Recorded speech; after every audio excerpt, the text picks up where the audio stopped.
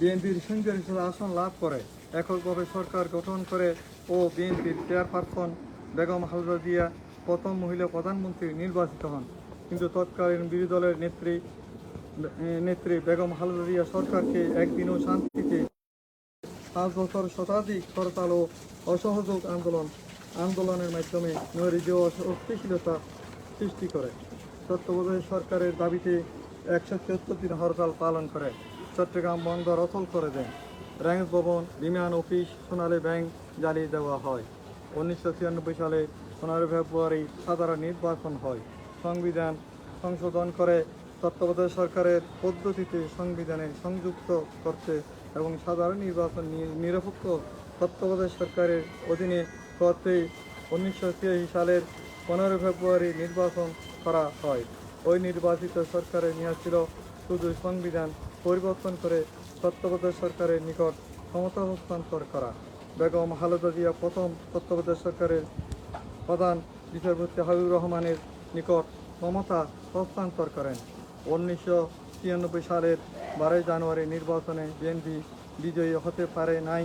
সেই সংসদে বিএনপি 116 আসন নিয়ে বিরোধী দল হিসেবে দায়িত্ব পালন করে। 2001 সালের 1 অক্টোবর সাধারণ নির্বাচনে পঞ্চমবারের মতো বিপুল সংখ্যাগরিষ্ঠতা লাভ করে নির্বাচিত হয় এবং বিএনপির চেয়ারপারসন বেগম খালেদা জিয়া তৃতীয়বার প্রধানমন্ত্রী নির্বাচিত হন। 11 জানুয়ারি 2008 সালে জরুরি অবস্থা জারি।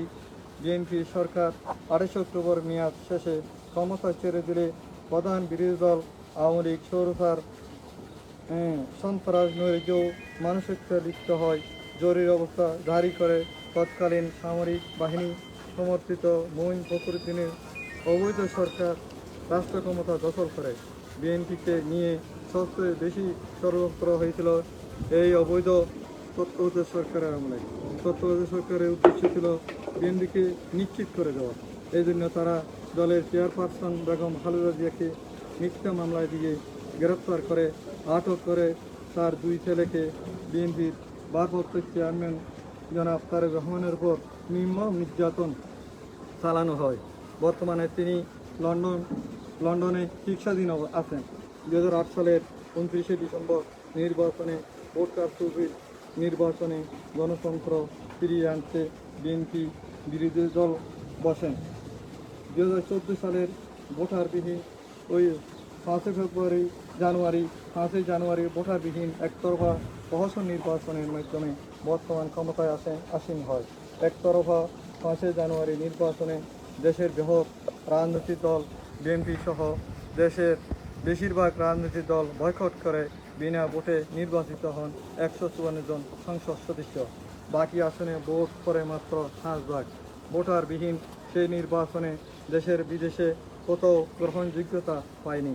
2028 সালের 30 ডিসেম্বর জাতীয় সংসদ নির্বাচন অনুষ্ঠিত হওয়ার কথা থাকলেও তার আগে রাতে 29 তারিখ রাতে সারা দেশে কেন্দ্র দখল করে আইনশৃঙ্খলা বাহিনী ও নির্বাচনী কর্মকর্তাদের সহায়তায় জাতীয় নির্বাচন সম্পন্ন করে।